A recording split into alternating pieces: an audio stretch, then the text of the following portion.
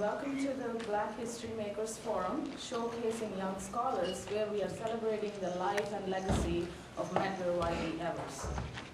As educators, we put forth a significant effort to ensure that our students are equipped with the necessary tools to perform and compete in the academy and in the global market. This particular session of the Black History Makers Forum is a means of advocating for the presentation of student research that addresses multidisciplinary topics in African American history prior to and while matriculating in grad school. We have 4 young scholars here who will be taking 10 minutes each to present to us their topics, and that is going to happen in this order. Candace Chambers, and her title is Racial Identity and Eruptions of Funk in Toni Morrison's The Bluest Eye. She's a sophomore English Ed major at Jackson State. The next will be Matthew Hawkins. He's a junior history major. His title is Subverting Black Nationalism. The next person will be Brandon Taylor, and his title is Elijah, Malcolm, and the Nation of Islam. And next we will have Tanika Barber, and her title will be Electoral Politics and Race, the election of Eddie L. Smith as mayor of Holly Springs, Mississippi, 1985 to 1989. And our respondent for this session would be Dr. Robbie Luckett, Assistant Professor of History and Director of the Margaret Walker National Research Center. And give a big round of applause to all of the young scholars.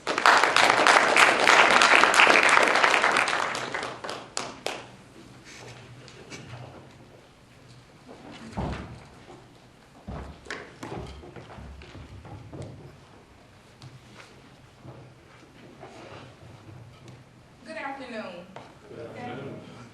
Self-identification and eruptions of funk in Toni Morrison's The Bluest Eye. In 1939, 2 African-American psychologists, Dr. Kenneth and Mamie Clark, conducted a study to examine the psychologically damaging effects of racism on children. African-American children, ages 3 through 7, were tested on their racial perception and preference through the use of a black doll and a white doll. The experiment influenced the Brown versus Board of Education Supreme Court's decision, which declared segregation in schools unconstitutional. Here is a clip explaining the details and results of the study.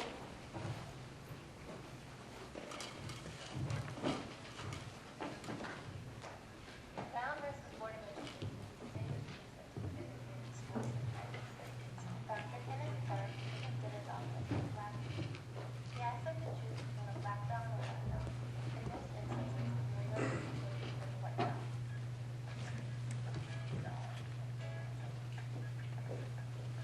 Brown versus Board of Education.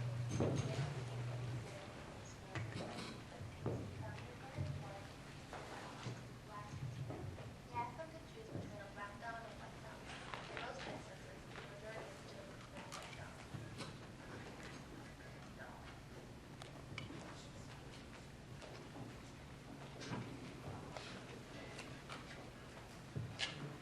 Brown versus Board of Education, famous season, segregated schools in Massachusetts. Dr. Kenneth Clark conducted his office with black children. He asked them to choose between a black doll and a white doll. In most instances, the majority of the children preferred the white doll.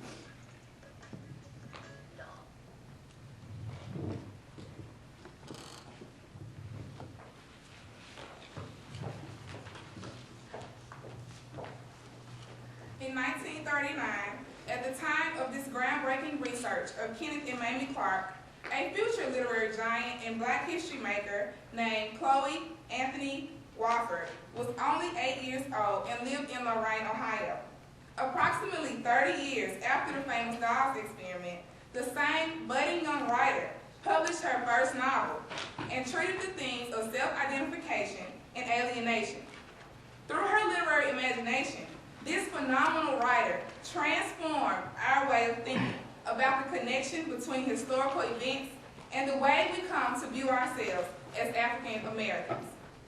Just 2 days ago, Toni Morrison, as we know her today, celebrated her 82nd 42nd birthday. She is one of the most celebrated authors of the 21st century. Morrison was the first African American woman to receive the Nobel Prize for Literature in 1993. She is also a Pulitzer Prize-winning novelist and has won numerous book awards. A few of her best-known books include The Bluest Eye, her first novel, Sula, Song of Solomon, and Beloved, which won her the Pulitzer Prize in 1988. In Morrison's fiction, she addresses similar issues as the psychological effects of racism on children, and her work shows the relevance of the Clark Dawes experiment. She shows that African Americans suffer from a loss of connection to their ethnic heritage when attempting to assimilate into mainstream white culture. Susan Willis, associate professor of English and literature at Duke University, has analyzed Morrison's technique in using characters' lives to show how past experiences can deeply affect and alter the internal being of African Americans. Morrison often writes about what happens when people lose their connection to a place. They often end up feeling alienated and separated from their historical roots while trying to assimilate into mainstream culture. In The Bluest Eye, a novel set in Lorain, Ohio, Morrison's hometown, at the end of the Great Depression, Morrison's characters experience alienation and attempt to transform their lives in different ways. Morrison refers to these attempts to escape as eruptions of funk. The act of erupting is defined by Merriam-Webster Dictionary as to burst from limits or restraint. African Americans often retaliate in response to social constraints and attempt to display their culture openly. However, others become altered by the dominant culture, like the 11-year-old protagonist in The Bluest Eye. They seek approval and choose to conform. Funk refers to being different from the ordinary in a way that causes curiosity or suspicion. Eruptions of funk, in this context, refers to the character's creative expression of their inner being as a means of escaping their current situation. In the novel The Bluest Eye, Morrison addresses the way in which African Americans contend with their racial identities. The story is narrated by Claudia McTeer, an African American young teenager who has strong views about the idea of racism. Bacola Breedlove, an 11-year-old African American girl, comes to live with the McTeers due to the neglectful actions of her father, who is a careless alcoholic and provides an unstable home for his family. While Bacola is at the residence, she expresses her love for Shirley Temple dolls with their blue eyes, which Claudia despises. Over time, Bacola's family reunites, but the dysfunctional relationship of her father and mother and her brother's instability leads her into a wish for blue eyes to create a perfect world. She is not accepted in her community because of her dark skin complexion and is often mistreated and is humiliated with taunts about her ugly appearance. On the one hand, Morrison uses the 11-year-old protagonist, Bacola Breedlove, to show how internalized racism can result in self-hatred. Bacola's low self-image stems from her belief that she is ugly and unloved. She believes that with blue eyes, her life will be transformed. So each night, she prays to have blue eyes like the white girls. After a series of misfortunes in her family life, she goes to Soaphead, a man who claims to have mystical powers, and she asks him for blue eyes. By the end of the novel, Bacola has been raped and impregnated by her father, has been deprived of the attention of her mother, and has gone completely mad while believing that Soaphead has given her the bluest eyes. On the other hand, Eruptions of Funk takes on a different form as shown through the characters in The Bluest Eye. For example, Claudia has been influenced by the white world, but she lashes out against the norms of society by destroying white baby dolls. According to Susan Willis, she lashes out by striking against the horrifying dehumanization that acceptance of the model implies. Polly Breedlove, Bacola's mother, creates a new outlook of herself because of the feelings she develops when interacting with the bourgeois society. She is employed as a maid in the house of a white family and is surrounded by items that define white culture through watching movies, folding bedding sheets, and caring for the children of the family. She believes she is ugly because of her deformed tooth, and fails to identify with pleasures from her past. Due to her insecurities, she treats the white culture, the white children she cares for, with more love and comfort than her own. Her eruption of funk causes her to cut her attachment to her daughter, and she chooses to associate with the alternate culture, which reinforces Pecola's feelings of inferiority. Willis explains that tragedy of a woman's alienation is its effect on her role as mother. Polly attempts to escape alienation mostly through her sexual encounters with Chloe, by refraining from feeling enjoyment. Her fake sexual orgasm experience is used as a metaphor to display how African Americans struggle with alienation affects the way in which they enjoy and have an outlook on life. For Polly Breedlove, alienation is the inability to ever again experience pleasure, orgasm, or otherwise. In contrast to Polly, Claudia serves as a foil character who manages to escape alienation and totally shuns the need to assimilate into white culture. She destroys white baby dolls with blue eyes and dislikes the face of white child star Shirley Temple. Pecola admires the blue-eyed, golden-haired girl, but Claudia wishes she had the option to choose an African-American baby doll versus a white doll for Christmas. When Pecola becomes impregnated by her father and the baby's life is in jeopardy, Claudia wants someone to save the baby, to defy the prevalence and worship of white babies. She states, "I felt a need for someone to want the black baby to live, just to counteract the universal love of white baby dolls, Shirley Temples, and Maureen Peels." She often defends her beliefs. The protagonist of the novel, Pecola, represents the negative effects of racism on an African American's perception of self. She is a persona of the children tested in the Clark experiment. From the beginning of the novel, Marcy describes Pecola's life, filled with shutdowns and isolation. Her dysfunctional family provides no foundation for stability and love.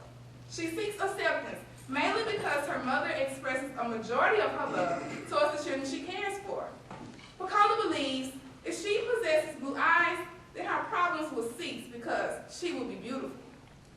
As a result of low self-esteem, Pecola's funk erupts in a unique way. She lashes out against the ills of racism by hoping for a change in her self-identity. Pecola drinks lots of milk out of Shirley Temple cups because of the blue eyes and blonde hair of Temple. Pecola idolizes the Mary Jane candy, and Morrison states, "She eats the candy, its sweetness is good. To eat the candy is somehow to eat the eyes. Eat Mary Jane, love Mary Jane, be Mary Jane."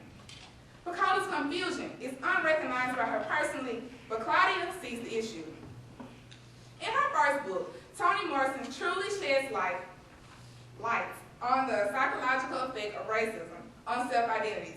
She skillfully tells the story of her people in The Bluest Eye, and through her creative writing and thought process, their voices are heard. Polly Breedlove, Claudia McTeer, and Pecola Breedlove represent the impact of racial superiority on African Americans in their self-perceptions. All three women have experienced an eruption of funk, but in distinctive ways. Women of all races and nationalities can use this concept of erupting of funk as an inspiration for making positive change in the way that we view ourselves. Concepts of beauty such as long hair, blue eyes, and a thin figure can cause internal conflict for a young lady who desires acceptance but who lacks those features. The stories of Toni Morrison's characters, such as Pecola Breedlove, teaches us that we must look within ourselves and discover our own internal rainbow. While confronting the challenges of racism and alienation, we must affirm our identity and learn to make educated decisions on how to adjust to cultural changes. We can do all of this while maintaining the funkiness embedded within. Thank you.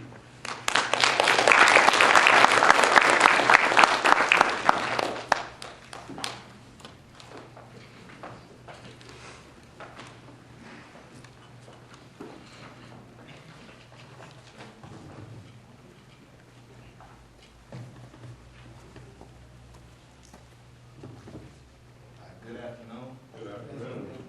Due to time, I won't be able to read my entire paper, but I would like to read some key points regarding the FBI and the Republic of New Africa.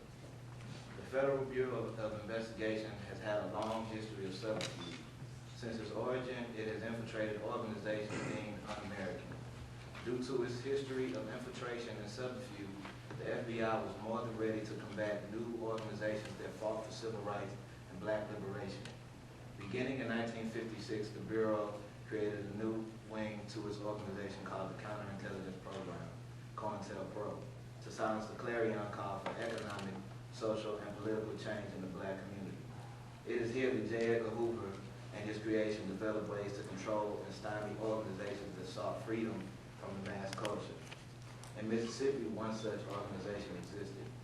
Out of the strife-ridden streets of Detroit, an African-driven organization named the Republic of New Africa decided to focus its energies on the dreadful apartheid conditions of the Deep South.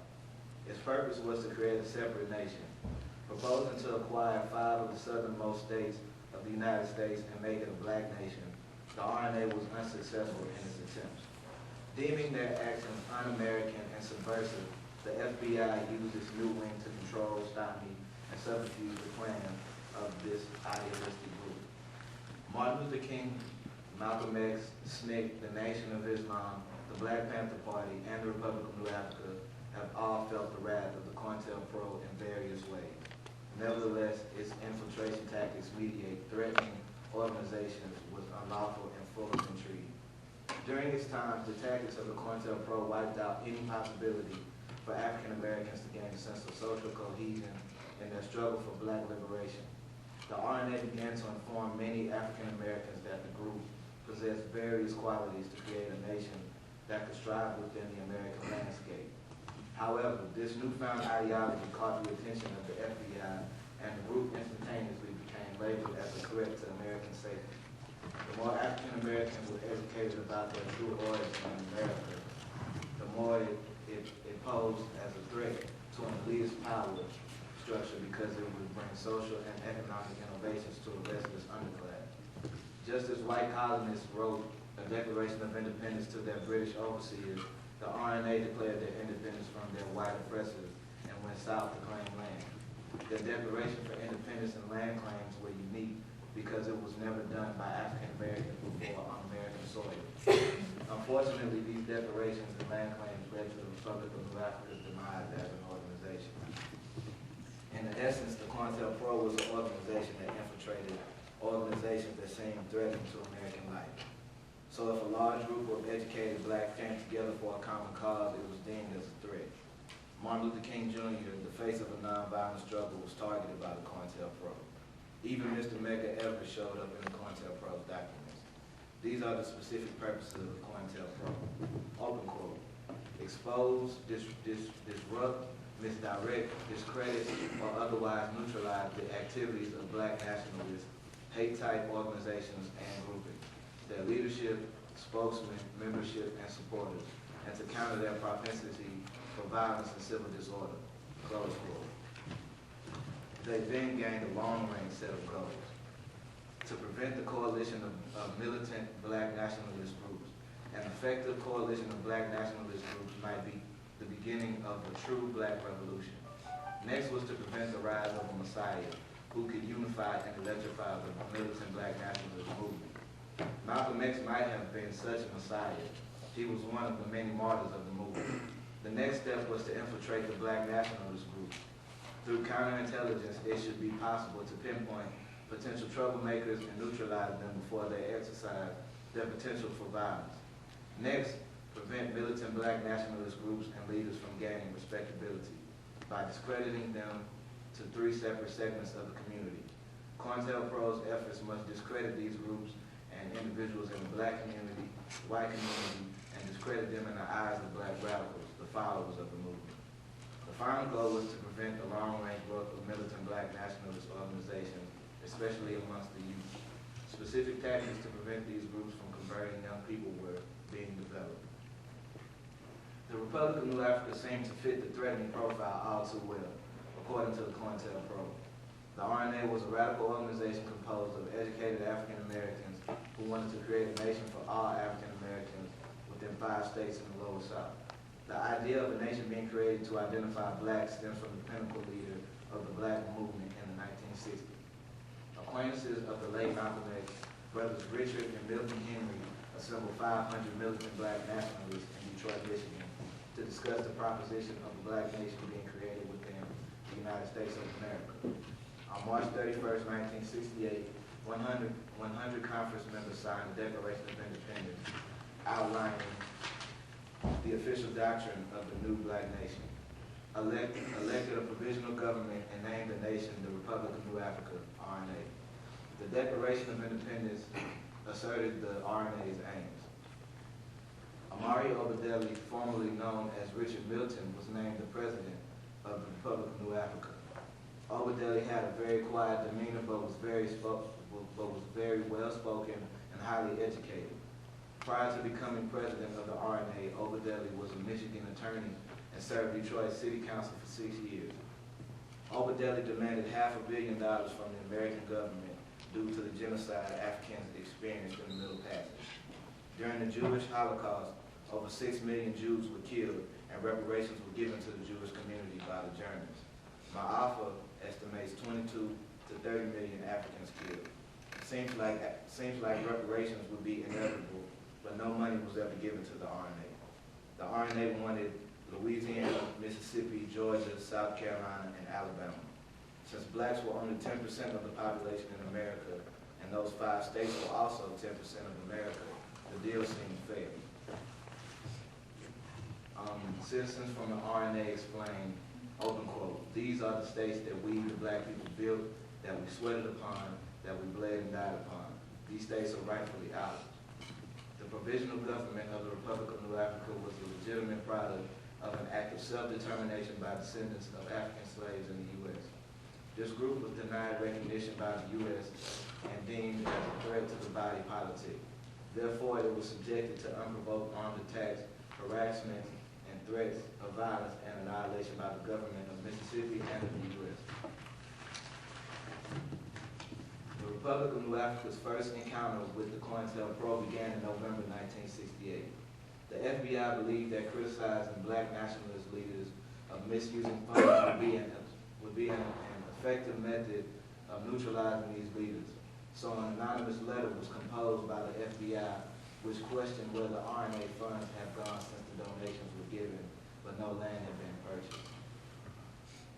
Open quote, "Dear brothers and sisters, lately I have been concerned about the lack of funds of the RNA. I know that many brothers and sisters have paid taxes and have donated on various occasions to the Republic. Where has the money gone and why haven't we purchased our land with it? I do not make any direct accusations at any brother or sister, but I would like to know how Brother Amari owns a house, supports a family, and travels all over the country when he is not even working. I think we all deserve an explanation of the use of the RNA money, and I think we are foolish to donate and pay taxes to support one man when the Republic is in such dire need of money. I think this question should be raised at the next Wednesday's meeting. I'm not signing my name because I do not want to create a personal conflict amongst us. Signed, a concerned brother," close quote. Although this letter failed to discredit the RNA amongst the black community, it showed the Bureau was unashamed to use all means necessary to reach its goal. In pursuit of building a nation within America, the RNA government made a deal with Lofton Mason, a black farmer in Moulton, Mississippi, and created the RNA's capital, El Malik. The first physical altercation with the FBI happened when the FBI and Jackson Police Department combined 35 special agents raided the RNA's headquarters house a few blocks away from this campus. Special agents arrived in bulletproof vests, helmets, riot guns, gas masks, service revolvers, and an armored tank to serve warrants. Anybody can tell that these agents weren't looking to hand anybody a warrant. They wanted to provoke violence. The altercation ended with the special agents killing their own officer, Lieutenant Skinner. 11 RNA members were arrested for Lieutenant Skinner's murder and were paraded through the streets of West Jackson in shackles to the police department. Obadele wasn't even present at the headquarters and was still arrested for murder. The COINTELPRO used clever infiltration tactics to take down many black organizations across America. During a revealing interview, an FBI informant, Darthard Perry, explained the steps the FBI would use to sabotage these groups. Perry explained, open quote, "In order to infiltrate, you must know one's culture," close quote. Perry further explained that the FBI had extensive documents on anything associated with African American culture. He referred to the amount of documents the FBI kept on black organizations as, open quote, "better than libraries because the Bureau went into detail," close quote. The music of black culture was studied and analyzed by the Bureau, and as well as black literature, actors, and comedians. Along with analyzing every aspect of black culture, the FBI realized that hiring black informants would be a smart step in infiltration. These informants would create meaningful relationships with the members of these organizations, then sabotage them. If an informant was at a Black Panther meeting and found out some important news regarding the organization, he or she would receive bonus pay. One of the most extreme tactics the FBI used to show their agency was conducting the burnings of the Watts Rioters Workshop. This workshop was built in the wake of the devastating Watts Riot in 1965 and was composed of many African Americans of the surrounding neighborhoods. Perry states that he was told to burn down the workshop so the workshop wouldn't receive a grant. Although Perry personally constructed the stage of that workshop, he did what he was told and burned the building down. Within all of the situations he's participated in, Perry states, open quote, "I've seen more felons in law enforcement than in prison," close quote. In closing, the infiltration of black nationalist organizations is a culmination of decades of learned tactical maneuvers practiced by the FBI's counterintelligence program. In the southern state and the not too distant past, the agency of COINTELPRO reared its ugly head. Although the actions of the RNA were considered subversive to the mass culture, the rummaging of COINTELPRO was illegal and extra-legal in their response to that organization. The question within the research that must be answered, is it right? Do Native and immigrant groups have a right to descend from the dominant culture? In the American genre, these questions are age-old and pertinent to the historic history of the Black Power movement and Black nationalism. These questions are pertinent to all groups in the American genre that search for their ideal of freedom. In this light, the FBI's counterintelligence program was successful at infiltration, subterfuge, and intrigue as those nationalist organizations tried to find their way through the darkness of history. Thank you.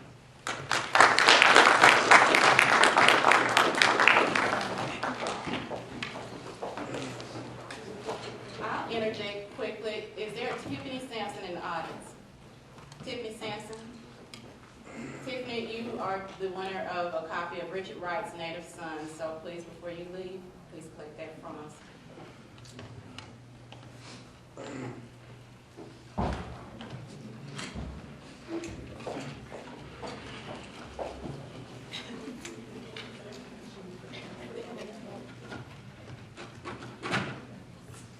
Good evening. The conversion of Malcolm X to El-Haj Malik El-Sabaz. According to biographer George Brittman, there rarely has been a man in America better able to communicate ideas with the most oppressed people. And this is just not a matter of technique which can be applied and learned by almost anybody, but it was a rare case of a man in close communion with the oppressed, able to speak to them because he identified himself with them. And I think expression of their yearning for freedom, a true product of their growth. The man Brittman spoke of was Malcolm X. Malcolm X lived a complex life. His former years proved to be difficult. However, his former years proved to be difficult. However, the very characteristics and values he drew from his parents were fundamental to his style of leadership within the Nation of Islam. As Malcolm X sought to deepen his faith as a devoted Muslim, he became conflicted over the cultural tenets of the Nation of Islam and the spiritual contradiction displayed by its top leader, Elijah Muhammad. This presentation will shed light on these conflicts. Ultimately led to a severe relationship between the two of the Nation of Islam's most important leaders. In his 2011 biography, Malcolm X, A Life of Reinvention, Manny Marable discusses an incident that occurred in the spring of 1957 that ultimately thrust Malcolm X into a position of being seen as a civil rights leader. On the afternoon of April 26, 1957, 2 police officers attacked 4 men with nightsticks, and 3 of them were members of the Nation of Islam. The brutal treatment these men received while in police custody did not go unnoticed or unaddressed. As a result of Malcolm X's influence, they were released from jail, and the action of the police won a successful lawsuit against the New York Police Department. Although this win was significant to the African Americans in New York, Manny Marable asserted that this set in motion what would be the end in Malcolm's exit from the Nation of Islam. Marable concluded that by stating that Elijah Muhammad could only maintain his personal authority by forcing his followers away from the outside world. Malcolm knew that the nation's future growth depended on its emergence in the black community struggle of daily. As Malcolm focused on attempting to change Elijah Muhammad's rigid position not to engage in politics, it became clear that he no longer saw himself exclusively as the Nation of Islam minister, but someone who could speak to black politics. Even more revealing is that this led to Malcolm X having to choose whether to remain loyal to Elijah Muhammad or to be on the side of the people. Whether or not Malcolm X recognized his deep affection for his fellow Muslims, it was evident that he was unable to suppress his feelings to uplift his race as a whole. Malcolm X's ability to lead can be traced back to when he was incarcerated. In his autobiography, Malcolm X shared that while he awaited Elijah Muhammad's letters of acceptance, he read volumes of books by authors such as Hitler, Stalin, Marx, John Brown, and other influential leaders to enhance his knowledge, not only to follow the ways of the prophet Elijah Muhammad, but to also become a vocal leader for his community like his father, Earl Little. Malcolm X inspired hundreds of blacks from the 1957 incident. That defining moment helped him focus more on a broader mission that dealt with the oppression of blacks and the brutality that blacks throughout America were facing.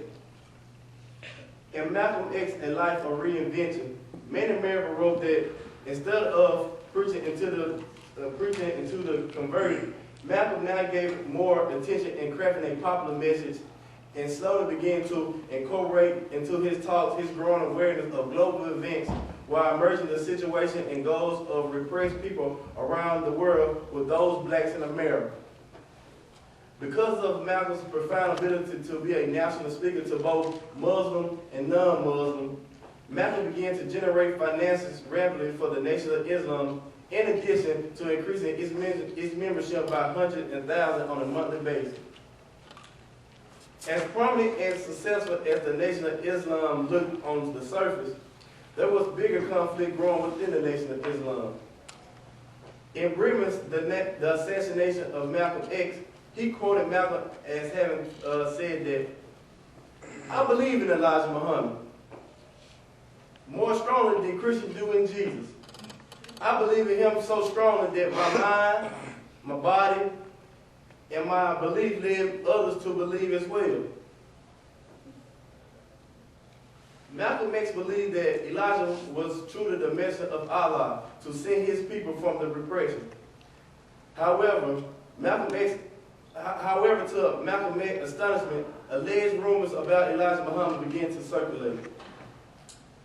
Not to prepare Malcolm for what he eventually found out about the messenger from Allah, Malcolm X faced a harsh reality when he learned that Elijah Muhammad, the man he perceived as responsible for saving his life, was breaking one of the Nation of Islam's most sacred laws, adultery.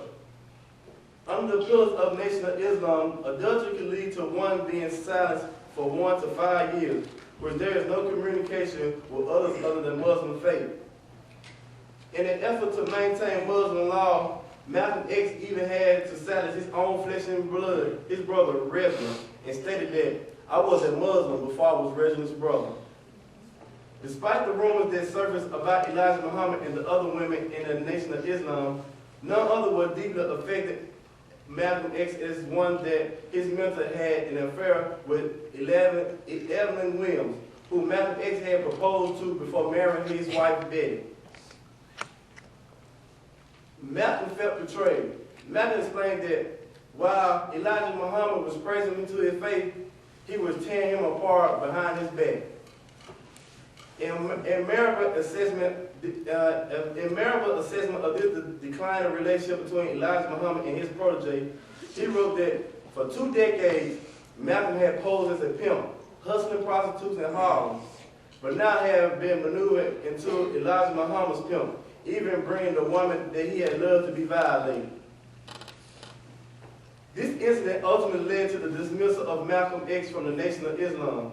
The split between Malcolm X and the Nation of Islam became official when the assassination of President John Kennedy was announced on November 22nd, 1963, and Malcolm X commented the president's death that the chickens would come home to roast so soon.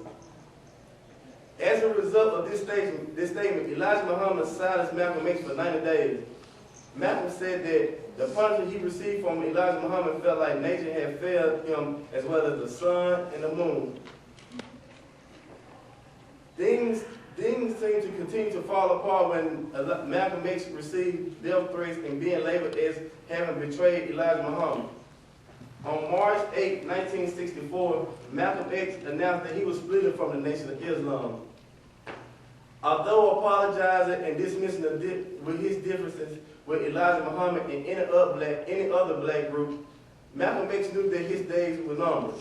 He stated that it doesn't matter if Elijah Muhammad had given the order for his death or not. Malcolm X knew that he was going to be killed and his killer would be a member of the Nation of Islam. To conclude, Malcolm X did not intentionally mean to overpower the man that saved his life. Early on, Elijah Muhammad recognized that Malcolm X had the ability to reach to those who were lost and needed guidance and influence them into becoming followers of the Nation of Islam. Elijah Muhammad was a conservative man with radical ideas, but he believed in moving forward with a gradual approach.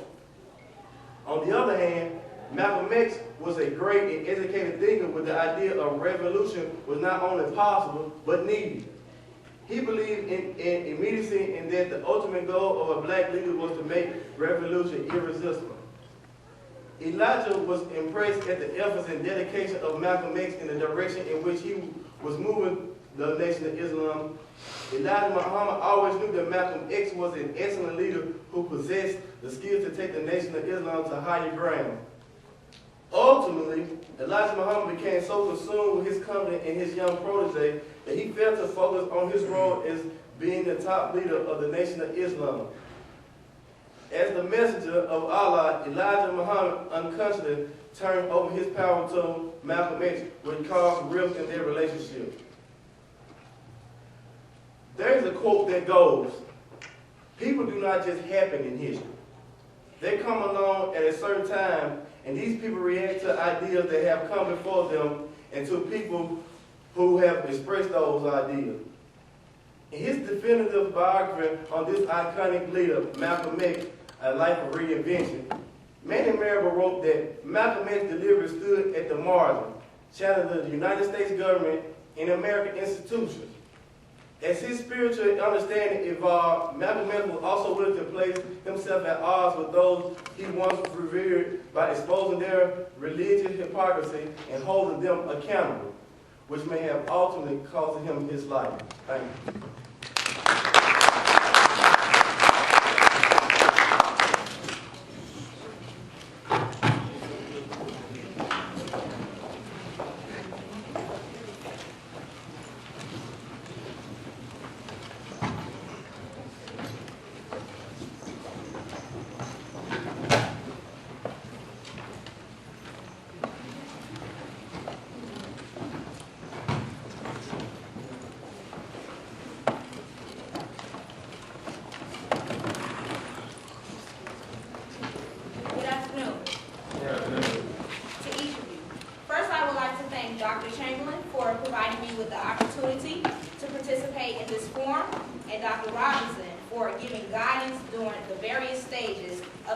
completing this project. Most of all, I am grateful to each of you today to hear my presentation.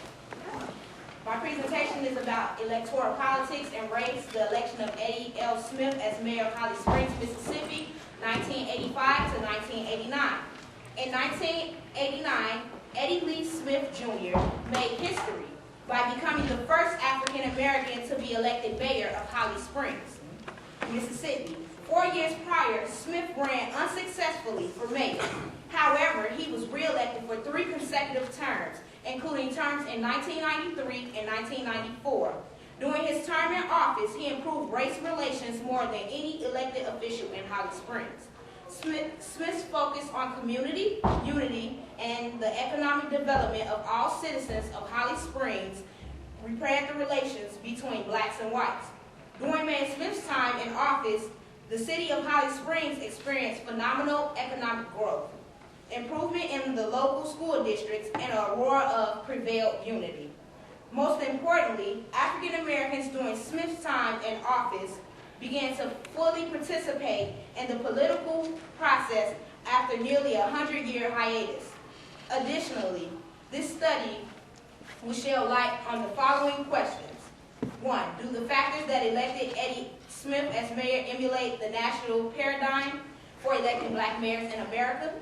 What are the circumstances that explain Smith's victory in 1989 as compared to his defeat in 1985?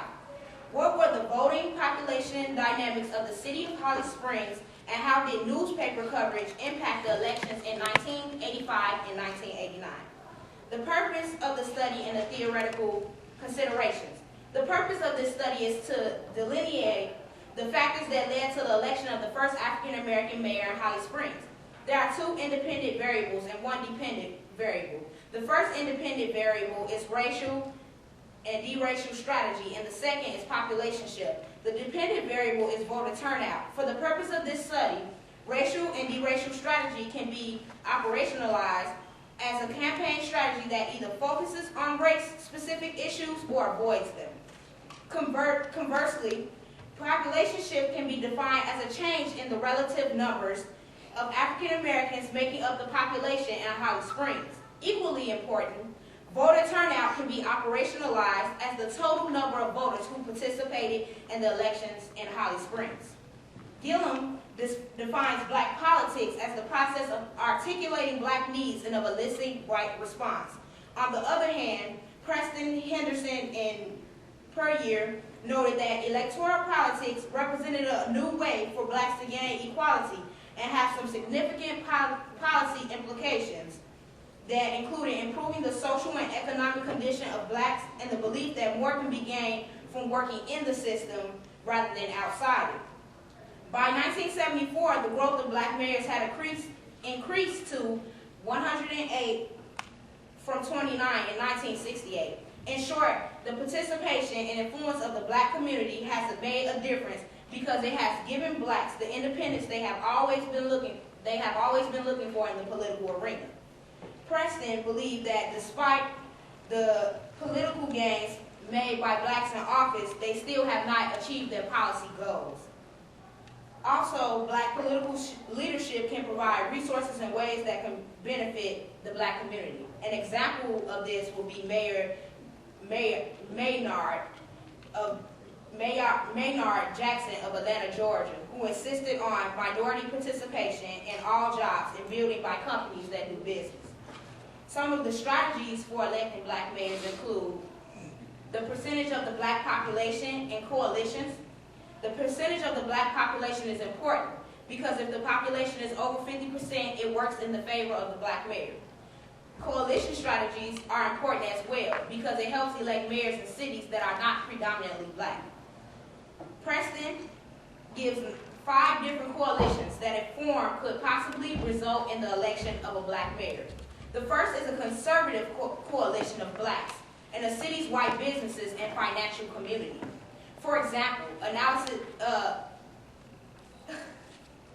alliances of this type were practiced before the election of Mayor in Atlanta in 1973. Richmond's current mayor, Roy West, was elected in this manner as well. Second, blacks could form an alliance with lower income whites. However, the South has made this difficult to accomplish. The third is a liberal coalition of blacks and Hispanics, labor unions, and liberal whites. The coalition is common in contemporary municipal elections. The fourth is independent black political strategy. The cities of Washington, Detroit, Gary, and Newark use this strategy. The fifth is crossover voting. These strategies are important to this study because it reveals the model for electing black mayors. Additionally, Stone, 1968, claims that in order to gain the black vote, three preconditions must exist. The first is black voter cohesion, two-way split of the vote, and the political oscillations of fragile loyalties among blacks. This means that if black candidates get supporters to the polls in large numbers and create alliances, they can have success. Stone has also suggested 9 preconditions for black candidates to be successful in campaigns. They include being recognized as a serious candidate by the black community, the belief of the black community that the candidate has a chance to win, the black community uniting in a solid black vote, the black candidate having strong organization, good campaign techniques, and plenty of money. Campaigning for the white vote as well as the black vote. The black candidate must be a member of the majority party. No other candidate of significance should enter the race. There should be a minimum of 1/3 black voters in the city, and the media must endorse the black candidate or remain neutral. These preconditions are important to this study because it can reveal what conditions had a direct effect on the election of Eddie Smith. Some of the literature that I read concerning black mayors, one study by O'Lyon and Bird, it talked about how strong challenges were made by black candidates for office of mayor in the cities of Detroit, Los Angeles, and Atlanta in 1969. This study analyzed the electoral support for mayoral candidates in 6 elections. This study specifically used these 3 cities because these cities had non-partisan ballots. Out of the 5 mayoral elections analyzed in this paper, only 3 of the preconditions suggested by Stone were met. Based on the analysis of this study, 2 more preconditions may be added. The first includes a black candidate previously running for the office of mayor, and the second, the turnout of black voters must be greater than that of white voters. In his 1980 study, O'Lyon, it showed significant changes in the electoral support of black mayors in 1977. But in the new study, it showed different trends, which include the black bloc voting and large white support. And the study emphasized social cleavages as a determinant of vote choice and showed that neighborhood factors such as race are declining as black candidates are gaining more white support in elections. This means that social factors such as race are no longer affecting African American elections and that African Americans are gaining more white support because of this. Another study examined the elections of 4 minority mayors: Henry Cisneros in San Antonio in 1981, Frederico Pena in Denver, Harold Washington in Chicago, and Wilson Goode in Philadelphia, all in 1983. Before the election of Mayor Washington, Chicago had been dominated by machine politics. As a result, the election of Washington marked an electoral transformation and a political coming of the age for blacks. This transformation occurred because of an increase in the black population. Increase in the black population led to an increase in registration and turnout that resulted in the election of Harold Washington. Another factor that helped his election was a split vote. Now I'm going to talk about the 1985 mayoral election of Eddie Smith. During 1985 primary election, 6 candidates sought the office of mayor in Holly Springs, Mississippi. Among the 6, 5 were white and 1 was African American. D. Rook Moore was the first to announce his candidacy for mayor in the South Reporter. Rook is a graduate of Mississippi School of Law and has practiced law at Holly Springs for the last 19 years. Eddie Lee Smith Jr., who was the only African American candidate, announced his candidacy on March 21st, 1985. His qualifications included professional training, he had a master's of business administration, 4 years as alderman, alderman, and 40 years of experience in the community in many aspects. Eddie Smith was a longtime local civil rights leader, and he employed a deracialized strategy. This means that for the duration of his campaign, he avoided making reference to race-specific issues. He also employed a coalition-building strategy. During the 1985 primary, 2,200 voters cast their ballots. Smith received 39% of the vote, Brown received 22% of the vote, Boone received 18% of the vote, Fitch received 8%, and Moore received 7% of the vote, and Aldrich received 2% of the vote. In the runoff election, Brown defeated Smith with 52% of the vote. According to Smith, Brown defeated him because he was able to gain 5% of the black vote. And basically, the 1989 election, he won in that election, but originally it showed that Robinson, one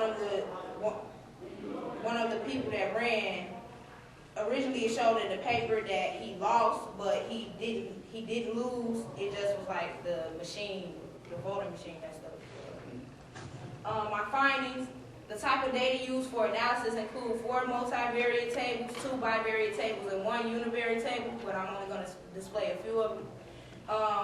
2 of the multivariate tables identify the issues of the campaigns reported in the South reported in the mayoral election of 1985 and 1989. The other 2 multivariate tables report the tone of the South reported campaign coverage in the mayoral elections of 1985 and 1989. The bivariate table shows the population of Marshall County from 1860 to 1980 and the voter turnout by ward in the 1985 mayoral election. The univariate table will show the voter turnout in the 1989 mayoral election. Table 1, like I just explained, is just showing how the shift in population from 1860 to 1980. It shows the whites, and it shows the blacks also.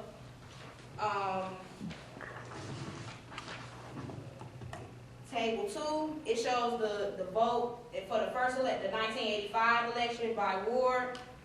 And something that's important to take into account is the fact that wards 1 and 2 are predominantly African American in Holly Springs, and 3 and 4 are predominantly white. This is important because it explains the disparity in votes among the wards. It explains why Smith received substantial votes in wards 1 and 2, but not in 3 and 4.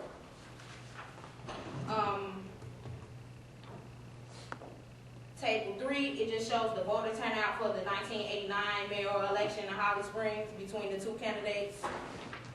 And this is another table that just shows like the campaign issues, like how many of the issues refer to, how many times the editor referred to jobs when they was advertising for the people that were running. Conclusion. The findings from this study revealed that the population shift in Holly Springs from Reconstruction to 1980 had a direct effect on the larger voter turnout that elected Holly Springs' first African-American mayor. This study agreed with previous research that some of the strategies for electing black mayors include the percentage of the black population and the use of coalitions. These are 2 factors that made a difference in Mayor Smith's successful campaigns.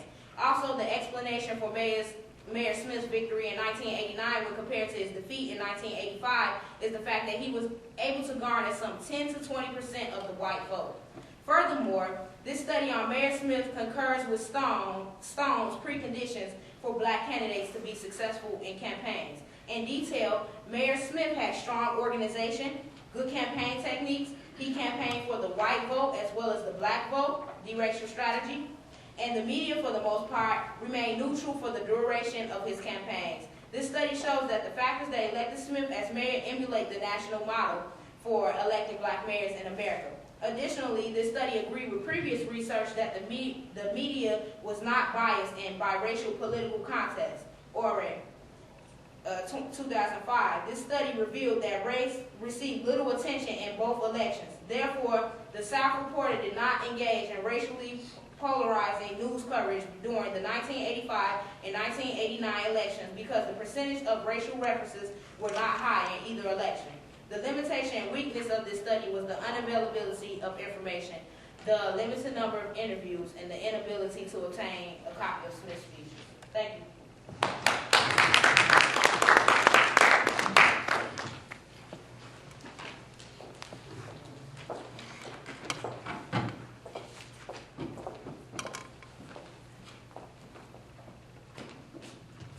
Let's give another round of applause for these great speakers. Really want to thank you guys. You did a fantastic job and really impressed by the work that you do. My name is Robbie Luckett. I am Assistant Professor of History here. I'm also Director of the Margaret Walker Center at Jackson State. It's really my great pleasure to be able to be here to bring some comments, especially with this diverse range of papers. And one of the things that I'm particularly interested in my own scholarship and in my own professional life is the connection between activism and the arts. And you really see that in this series of papers ranging from Toni Morrison to the RNA and Malcolm X and the election in Holly Springs in 1989, this broad array. And not only that, but with my work as director of the Margaret Walker Center, which was founded by the late great Margaret Walker in 1968, there's also a direct link to activism in the arts. And I thank Dr. Williams for being here this morning, and I think he would point to this as well, because he mentioned that Medgar Evers lived on Guine Street in Jackson, which also happened to be Margaret Walker Street that she lived on here. Very much a direct relation. And as far as our first paper goes with Ms. Chambers, Toni Morrison was directly influenced and was a mentee of Margaret Walker's, and in many ways Beloved is actually in some ways a descendant of Jubilee, Margaret Walker's book. And so there are very real connections there. But I appreciated your analysis of Toni Morrison and the Bluest Eye. And I got to say, your title with The Eruption of Funk and Racial Identity is one of the best paper titles I've seen in a long time. So I really like that. As Candace points out, the novel The Bluest Eye addresses the themes of kind of self-identification, alienation, the loss of connection to place, and how that leads to alienation for African Americans. And my comments here, guys, are meant to provoke some thoughts. I have some questions for you. I don't have any answers for the questions that I propose for you, but I hope that it will help you think about the work that you're doing. And so Candace delves into this idea of the loss of connection to place for African Americans and its connection to alienation, and how, particularly for Pecola, how those who choose to conform to white society lose that connection. I guess one of the questions that I'm really interested in for those people is, why do they choose to seek conformity? What is it about conformity that is attractive to them? And is the problem really low self-esteem? How much of the problem is the role of racism in that? And to me, in my mind, it seems like the role of white racism in creating low self-esteem is a significant one. And I would like to see kind of an examination of that and what its relationship is to those people who seek conformity. Matthew, as far as COINTELPRO goes, I really appreciate your analysis there. One of the things that I also appreciated was your comment about the RNA and its proximity to the Jackson State campus. And Dr. Williams mentioned this in his talk this morning. There's a myth out there that JSU and JSU students were not involved in the civil rights movement. And I think that we see with the proximity of RNA, the proximity of Medgar Evers' office, and with the role of students here at Jackson State, that there really was an activist movement around this campus. And it is a total myth that JSU wasn't involved, especially when historians talk about it in relation to, say, our sister college, Tougaloo, and the impact Tougaloo had on the civil rights movement. JSU almost gets totally overshadowed. And I think that is a total myth. And so, on a kind of a side note, I appreciate your comments there about RNA.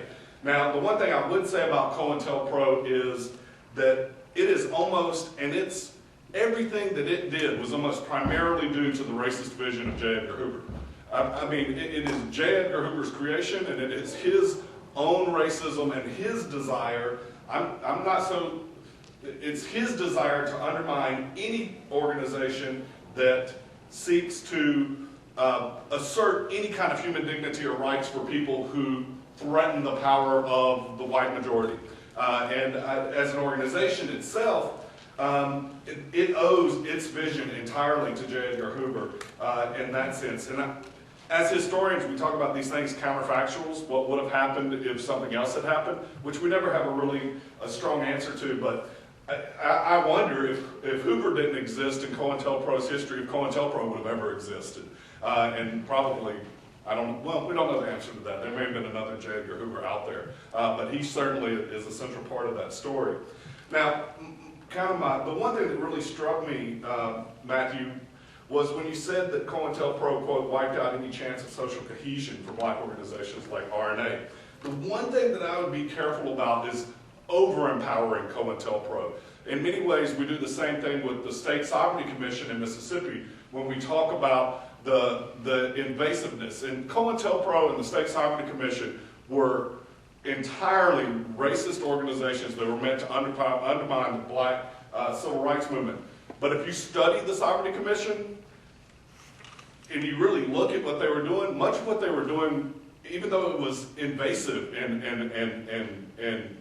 and bad, they come off often as looking like bumbling idiots. And there's a danger, and I think COINTELPRO in many ways was much more effective in the work that they were doing than the Sovereignty Commission. But I think there is a danger in over-empowering COINTELPRO because in so doing, to a certain extent, you disempower the vibrancy of black activism in the South. You disempower those activists and those people. Even though we know stories like Fred Hampton with the Panthers in Chicago, and it was COINTELPRO, and it was the FBI that murdered, basically, with the help of Chicago police, Fred Hampton in Chicago. We know that, but we also don't want to forget the activism of Fred Hampton and the work that he did to bring school breakfast programs and after-school programs and school lunch programs to children in Chicago. So that would be one thing. Another thing, and I think Brandon kind of touched on this, at one point you kind of make a connection between COINTELPRO and Malcolm X's assassination. And if anything, I think that Manning Marable shows us, and Brandon as well, that Malcolm X's death in many ways was much more due to the Nation of Islam and the conflict between Malcolm X and the Nation of Islam, and less so between COINTELPRO. I do think that this irony and this threat of the federal government and of state government even undermining constitutional liberties in this country is a warning for us still today, and I think your paper should remind us, particularly with the issues that we're facing in Mississippi today in terms of state politics, when we have a state legislator who actually proposes basically reinstituting the Sovereignty Commission, that we need to be very wary, and so I think in many ways your paper is a great warning in that regard. Brandon, again, I really appreciate this topic, and I'm teaching history of the civil rights movement this semester, and we just read the autobiography of Malcolm X, and we had a very vibrant discussion, and frankly, I feel like we should just have a class on Malcolm X at Jackson State. I think we could easily do an entire semester just on Malcolm X. And I really appreciate your paper, and as a former student of mine, Brandon, I'm very proud of you and the work that you're doing. A couple of things. At one point you say that Malcolm X was having to make a choice between Elijah Muhammad and the people, and I wonder about that. Was that really the choice between Elijah Muhammad and the people? Maybe it was. I'm not sure about that. And then you also, and one of the things I really like about your paper is that you make some very strong comments. One, you say that Elijah Muhammad was essentially a gradualist, which I think is pretty striking. And if you know about Elijah Muhammad and the Nation of Islam and what he was preaching, to call Elijah Muhammad a gradualist, I think could provoke some controversy in certain academic fields. And then you also say Elijah Muhammad, quote, unconsciously turned over his power to Malcolm X. That's provocative as well, and I think there are people who would want to hear some more about that. I'd like to hear some more about how you think that happened. And then you also say that Malcolm X didn't mean to overpower Elijah Muhammad. And I wonder about that too. To a certain extent, I think maybe Malcolm X made a conscious decision when he leaves the Nation of Islam. And I think he meant to make that decision. I think he knew what the ramifications were. But I'd like to hear more about how you think he didn't mean to over-empower Elijah Muhammad.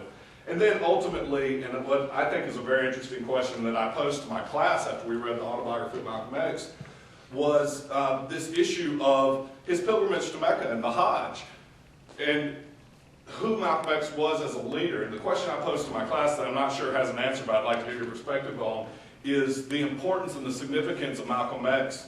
Was he more important before or after his Hajj?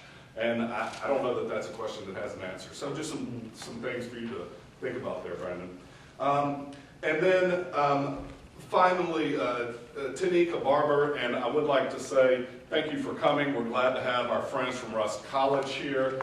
I know that Dr. Leslie Burrow McLemore, the founder of the Fannie Lou Hamer Institute, will be proud to have you. He is a Rust College graduate, so it's his alma mater. We're glad to have you here. I think your paper is fascinating as well, and I really like this examination of the local, because I really believe that we can learn the most when we examine things on that very specific local level and understand, particularly for, as a historian, that history changes in very direct ways over time and place. And the further away you get in terms of region, in terms of place, and in terms of time, it's harder to make generalizations. And we can learn more about specific things when we look at them very closely. I think the questions you pose are fascinating. I'd like to hear more about your conclusions, especially about this idea of a national paradigm for electing black mayors, and what that paradigm looks like exactly and how that works. I'm also interested in the question you pose about the population increase of African Americans in Holly Springs. And I wonder if it's not necessarily the population increase of African Americans, but the percentage of the population increase of African Americans. And in that regard, if Holly Springs, like Jackson, was impacted at all by white flight, because we know that local politics in Jackson was deeply impacted, particularly with the desegregation of our public schools in the 1970-71 school year, with white people leaving the city and leaving our schools. And I would be interested to know whether that's an impact in Holly Springs at all, or if not really, because it's such a small city that it wasn't such a factor. Are there other factors to what happened with Eddie Smith's election in '89? You say, it seems to me, you conclude that he employed a deracialized strategy of, quote, community unity and economic development that repaired race relations.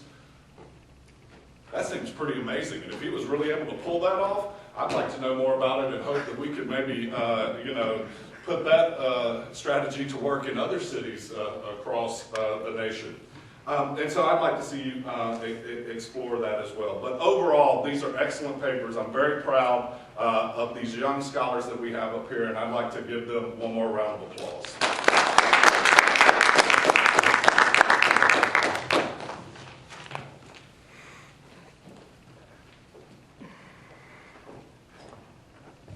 Thank you to the young scholars and to our respondent, Dr. Luckett. At this time, we would like to thank Dr. Jean Chamberlain, Chair of the Department of English and Modern Foreign Languages, and Mr. Saul Dorsey from the Department of History for serving as advisors to our undergraduate presenters, and to Dr. Marco Robinson, an alumnus of Jackson State University and Assistant Professor of History at Rust College. Thank you all for being here, and give another round of applause to our young scholars.